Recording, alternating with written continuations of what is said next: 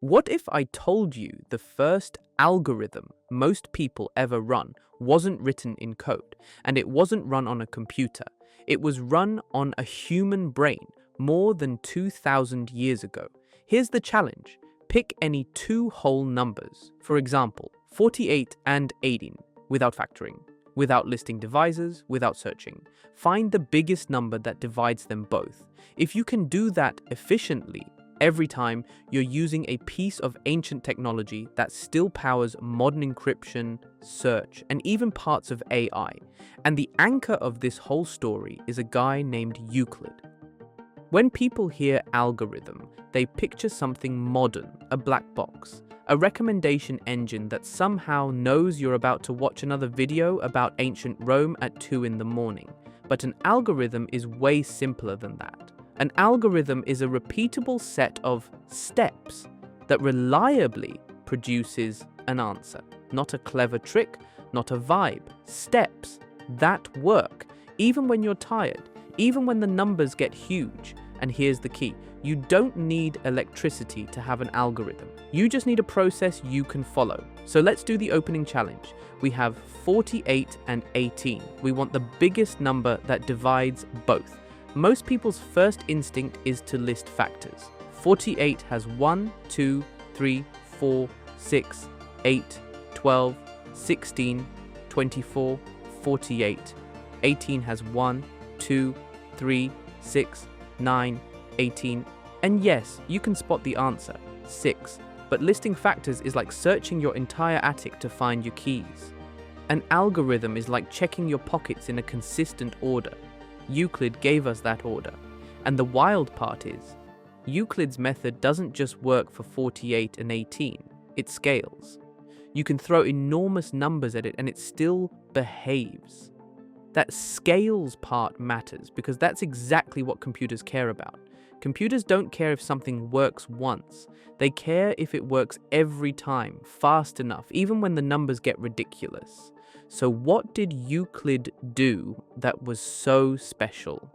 He turned a messy human question, what divides both, into a mechanical procedure you can run over and over. And that idea is older than computers by a lot.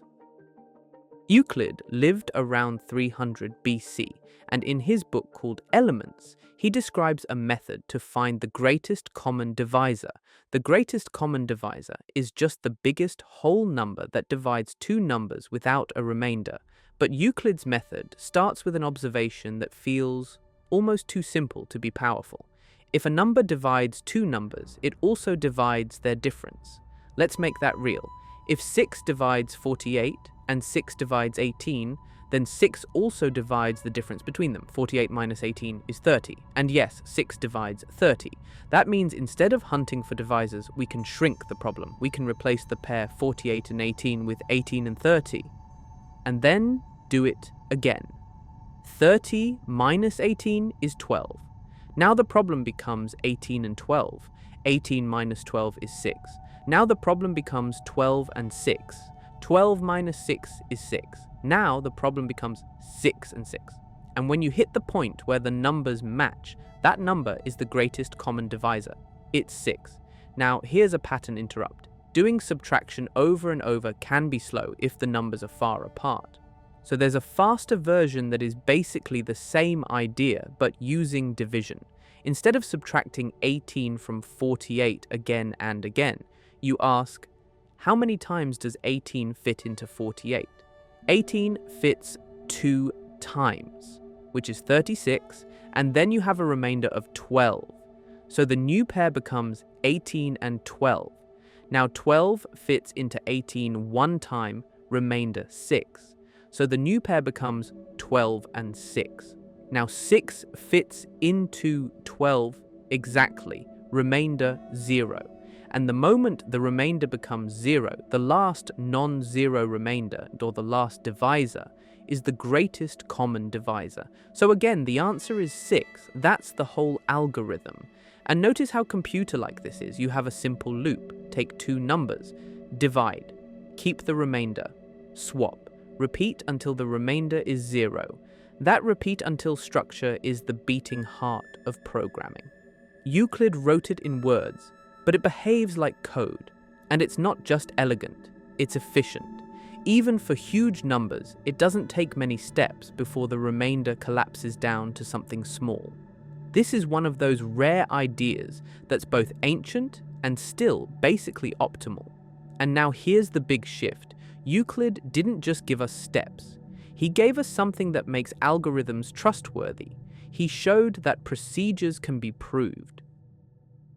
Fast travel to Baghdad around the early 900s. There's a scholar named Muhammad ibn Musa al-Khwarizmi working in a world where knowledge is being collected, translated, and expanded. And he writes books that do something incredibly modern. They teach math as procedures, as recipes, as methods that work regardless of who you are.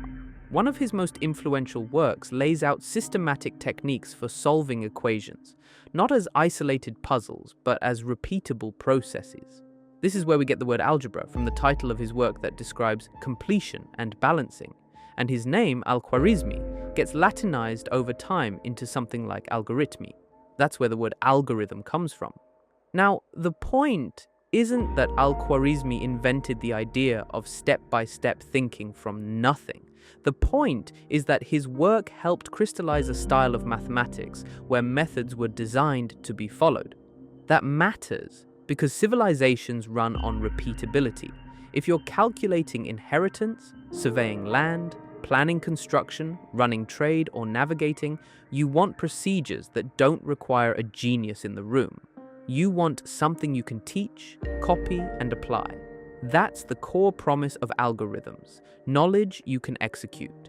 And then, centuries later, the moment you add machines that can execute steps at insane speed, algorithms stop being just helpful, they become the operating system of society. So now let's land the plane. How does Euclid's ancient loop show up inside modern tech? 3 places: encryption, search, and AI. Let's start with encryption, because this is the most direct line from ancient math to your phone. Modern encryption often relies on modular arithmetic. That's the world of remainders. And in modular arithmetic, one of the most important operations is finding something called a modular inverse. Here's the simplest way to think about it. Imagine you're working on a clock. If it's a 12-hour clock and you move forward 5 hours, what number do you move forward to undo that and get back where you started? You move forward 7 hours because 5 plus 7 wraps around to 12, which is basically 0 on a clock. That undo move is an inverse in modular arithmetic. For cryptography, computers need to find these inverses for very large numbers, very efficiently. And one of the fastest, most reliable ways to do that is a boosted version of Euclid's algorithm called the extended Euclidean algorithm. Instead of just giving you the greatest common divisor, it also gives you a way to express that divisor as a combination of the 2 original numbers. That extra information is exactly what lets you compute modular inverses when they exist. So when your device sets up secure connections, when it verifies identities, when it locks data behind cryptographic keys, there's a good chance some descendant of Euclid's loop is involved. Ancient steps, modern secrecy. Now, search. Search feels totally different. It's not mathy, right? But search is built on algorithms that value efficiency above almost everything else. You're constantly taking huge problems and shrinking them, sorting results, indexing text, ranking pages, compressing structures, reducing comparisons. And the spirit of Euclid's algorithm is exactly that. Reduce the problem while preserving what matters. Instead of asking a hard question directly, transform it into a smaller question that has the same answer. That move, same answer, smaller problem, is one of the most powerful design patterns in all of computer science, and Euclid's method is an ancient, crystal-clear example of it. Now AI, no, Euclid didn't invent AI, but the conceptual leap that makes AI possible is the same leap Euclid helped normalize, turning reasoning into procedures. Training a machine learning model is basically repeating a set of steps. Make a guess. measure how wrong it is, adjust, repeat, and you stop when the improvements flatten out. That's repeat until done, scaled up and automated. And when you zoom out, AI is a giant engine of procedures. A mountain of algorithms stacked on algorithms, all designed to be executed reliably. The modern world isn't powered by intelligence alone. It's powered by repeatable methods that can be run millions of times per second. So here's the real twist. Computers didn't invent algorithms. Computers just turbocharged them. They took ancient do this, then do that instructions and turned them into industrial scale reality. So the next time you hear the algorithm did it, don't picture a mysterious modern monster. Picture something older. A clean little loop. Divide, remainder, swap, repeat. And the reason it's still here isn't because we're sentimental about ancient Greece. It's because the idea is fundamentally good.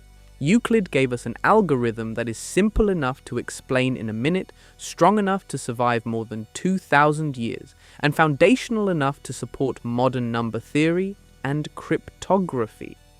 Then, al-Khwarizmi helped build a culture of math as method, procedures that can be taught, copied, and executed, until his very name became the word algorithm. And that's the ancient tech to modern tech through line. The most futuristic systems we have, encryption, search engines, AI, still rest on something profoundly human. Clear steps, reliable results. And if you want a final question to carry with you, it's this. What other modern technologies are really just ancient ideas, waiting for the right machine?